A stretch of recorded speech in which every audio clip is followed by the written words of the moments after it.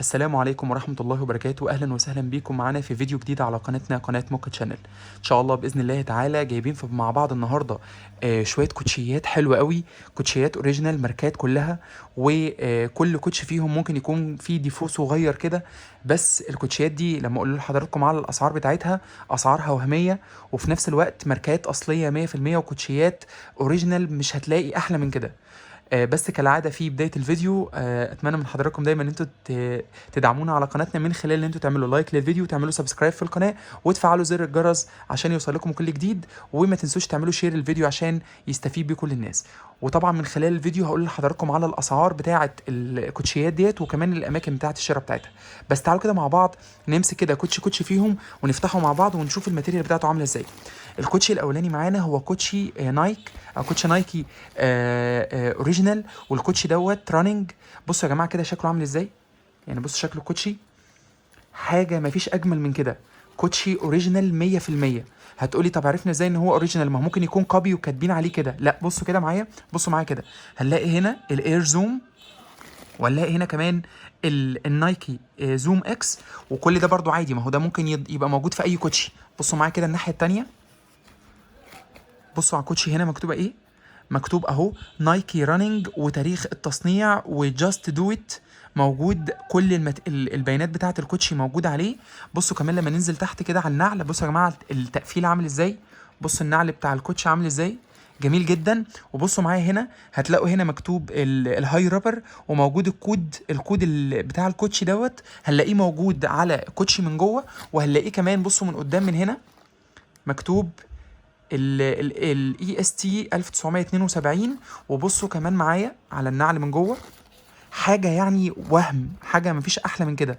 بصوا الكوتشي اوريجينال. وبصوا بقى هنا، نيجي نبص مع بعض هنا على البارة هنا، هنلاقي هنا مكتوب ايه، مكتوب نايكي، وادي الكود بتاعه موجود، وموجود كمان سيريال نمبر، وهتلاقوا هنا مكتوب ميت انفايت نام. وهو الراجل قال لي ان الكوتشيات دي بتبقى جايه متخربه، عشان كده اسعارها بتبقى اقل شويه من لو انت هتشتريه من التوكيل. بالاضافه انك ممكن تلاقي في كل كوتشي مثلا في ديفو صغير، يعني مثلا الكوتشي ده لو بصينا كده هنلاقي انها مصفر سيكه كده من ورا، بس طبعا دي بحته سفنجه او حاجه او قماشه ويتنضف في ثانيه ويبقى جديد زي الجديد بالظبط. كوتشي اوريجينال 10 على 10، مفيش احلى من كده. الكوتشي ده لو هتروح تجيبه النهارده من نايكي مش هيبقى اقل من 2000 ونص 3000 جنيه الكوتشي دوت.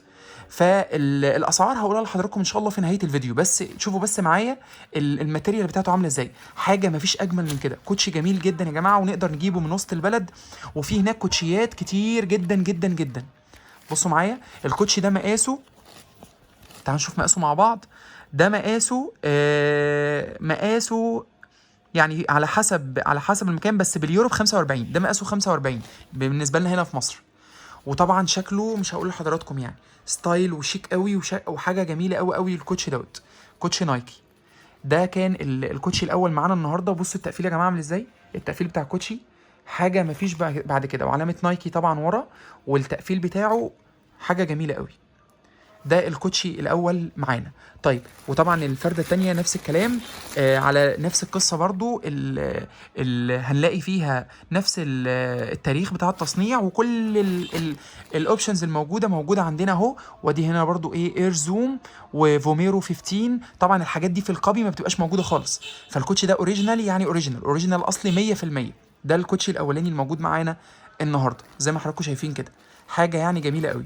طيب تعالوا نشوف الكوتشي التاني، حته فلات جميله قوي، ماركتها بول امبير. بصوا كده مع بعض، بول امبير، برضو كوتشي ملوش حل. بصوا معايا فلات ابيض خالص، وشكله شيك قوي. بصوا معايا اهو، بول امبير. ده حته ميد ان تشاينا، بس الماتيريال بتاعتها عاليه قوي. الماتيريال بتاعت الكوتشي دي جميله جدا وعاليه جدا. بصوا حته فلاته حلوه قوي، وكمان شياكه. وبصوا من جوه النعل عامل ازاي، ومتخرم، وشغل عالي قوي. الحاجات الكوبي يا جماعه ما بتبقاش كده، ما بيبقاش الجلد بتاعها عامل كده، الكوبي ما بيبقاش عامل كده خالص. طيب تعالوا نبص كده على النعل بتاعه، بصوا معايا كده اهو، بول انبير، حته ميد ان تشاينا، مقاسها 44، بس جميله جدا وخفيفه جدا جدا جدا. اه ميد ان تشاينا بس عالي، فالكوتشي ده برضو عالي قوي، وهقول لحضراتكم على السعر بتاعه عامل ايه دلوقتي، برضو جميل جدا. طيب تعالوا نبص بقى على الحته الاخيره اللي معانا النهارده في الفيديو، حاجه كده بقى جوردن قويه قوي، وكمان من الكوتشيات الايه اللي في شباب كتير جدا بيحبوا ان هم يشتروها. كوتشي نايكي، بصوا عامل ازاي، الماتيريال بتاعته حاجه مفيش احلى من كده. بصوا معايا كده، تعالوا نشوف النعل بتاعه. طبعا اهو اير جوردن مكتوب عليها ايه من جوه، اير جوردن. وبصوا يا جماعه التقفيل، الحاجات الكوبي ما بيبقاش فيها الكلام دوت، ما بيبقاش فيها الكلام دوت. طيب بصوا كده شكل الكوتشي التقفيل بتاعه عامل ازاي، 23. ومن الناحيه التانيه مكتوب اهو وايت اي ار جوردن، وكمان جوردن اهو مكتوبه جوه، وتكمله الكلام تحت مكتوب بيفرتون والنمبر بتاعه. بصوا النعل بتاعه وشكل الكوتشي نفسه، كوتشي كبير مقاس 46. وطبعا يا جماعه الحاجات دي انت مش بتروح هناك في وسط البلد تقول مثلا انا عايز مقاس كذا، انت وحظك لقيت الناس اللي بتبقى مقاساتها كبيره ممكن شويه يبقى الموضوع بالنسبه لهم صعب. يعني الحته دي كانت في وسط كوتشيات كده موجوده بس عاليه قوي، الماتيريال بتاعتها عاليه جدا. بصوا كده معايا على النعل جوه عامل ازاي، النعل نايك برضو او نايكي مكتوب عليه جوه، والمقاس موجود برضو ايه تحت موجود جوه في الكوتشي. وبرضو الماتيريال بتاعت الكوتشي ده عاليه قوي يا جماعه، كوتشي جميل جدا جدا جدا، حته برضو ستايل وقويه قوي برضو جميله جدا. طيب دي بالنسبه للكوتشيات. طبعا الفرده التانية زي ما قلت لحضراتكم نفس الفكره نفس الفكره. طب الديفو ايه هنا، الديفو بتاعها مثلا ممكن نلاقي هنا، بصوا نلاقي مثلا حاجات زي كده، دي اللي بتخلي الكوتش ده يطلع من الفرز وبيتباع بعد كده باسعار اقل من سعر ما هيتباع في التوكيل، ماشي. وفي بعض الناس بتاخده تشيله وتبيعه على انه زي سعر التوكيل بالظبط.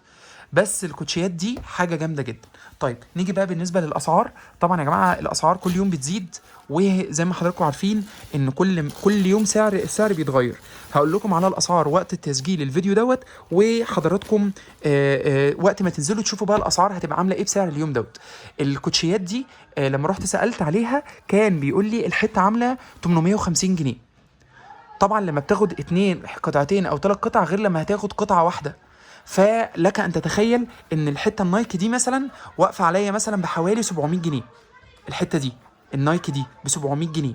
البولمبير ارخص شويه، يعني دي مثلا كانت واقفه عليا في حدود 450 جنيه بعد طبعا ما بتفاصل. والحته النايكي دي كانش عايز ينزل فيها، بس برضو جبتها زي الكوتش نايكي الاولاني 750 جنيه الحته دي. وبرضه يا جماعه حاجات جامده جدا جدا، وهتلاقوا هناك حاجات احلى من كده، والمقاساتهم اصغر هيلاقوا الاسعار احلى من كده بكتير. طيب المكان فين؟ المكان هو في وسط البلد، محطه جمال عبد الناصر. بتطلع وبتسال اي حد انا عايز ادخل منطقه الوكاله، منطقه الوكاله في وسط البلد.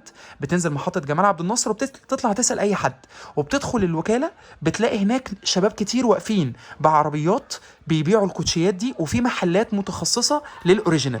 انت بس اسال وانت ماشي كده هيقابلك كوتشيات كتيره جدا جدا، وهيقابلك محلات كتير بتبيع الحاجات دي. بس فاصل كويس قوي، ونصيحه لو هتاخد قطعتين او 3 قطع هيبقى احسن، وتقدر ان انت تفاصل فيهم، وتقدر ان انت تجيب باسعار احسن من كده كمان، ماشي. وبكده نكون وصلنا لنهايه الفيديو بتاعنا النهارده. اتمنى من ربنا سبحانه وتعالى ان احنا دايما بنحاول نقدم لكم حاجه تساعدكم وتفيدكم. وكالعاده في نهايه كل فيديو بطلب منكم دايما ان انتوا تدعمونا على قناتنا من خلال ان انتوا تعملوا لايك للفيديو، وتعملوا سبسكرايب عندنا في القناه، وتفعلوا زر الجرس عشان يوصل لكم كل جديد. وما تنسوش تعملوا شير للفيديو عشان يستفيد بيه كل الناس. واشوفكم ان شاء الله على خير، والسلام عليكم ورحمه الله وبركاته.